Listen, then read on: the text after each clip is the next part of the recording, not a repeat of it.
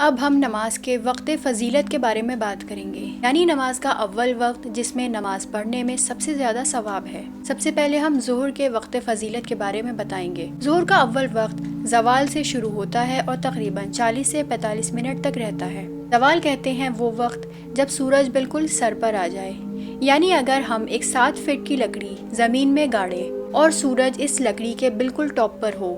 یعنی لکڑی کے کسی بھی طرف کوئی پرچھائی نہ بن رہی ہو، اس پوائنٹ سے جب سورج موو کرے گا اور لکڑی کی پرچھائی ایسٹ میں بنے گی، وہاں سے زوال کا وقت شروع ہوتا ہے، اور جب تک یہ پرچھائی 2 فٹ کی ہو جائے گی، یہ ظہر کی فضیلت کا وقت ہے، جس میں تقریباً 40 سے 45 منٹ لگتے ہیں، اور جب یہ پرچھائی 2 فٹ سے لے کر 4 فٹ تک کی ہو جائے گی، تب یہ عصر کی فضیلت کا وقت ہے، یعنی لکڑی کے دوسرے حصے سے لے کر چوتھے حصے تک۔ اور مغرب کی فضیلت کا وقت سن سیٹ کے بعد آسمان پہ جو ریڈنس یا لالی یا شفق نظر آتی ہے، جس کو حمرہ مغربیہ کہتے ہیں، اس وقت سے لے کر جب تک یہ ریڈنس باقی رہتی ہے، تب تک مغرب کی فضیلت کا وقت رہتا ہے، جو اپروکسیمیٹلی 15 سے 20 منٹ تک رہتا ہے۔ اور عشاء کی فضیلت کا وقت رات کے تیسرے حصے تک رہتا ہے، یعنی اگر مثال کے طور پر سن رائز 6 بجے ہو رہا ہے اور سن سیٹ بھی 6 بجے،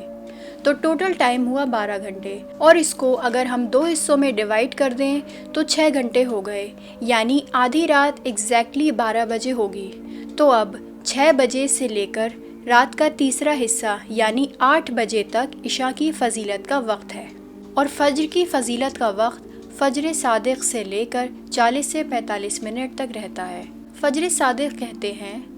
آدھی رات کے بعد ایک حصے میں ایک روشنی ہوتی ہے جس کو فجر کاذب کہتے ہیں، یعنی جھوٹی صبح،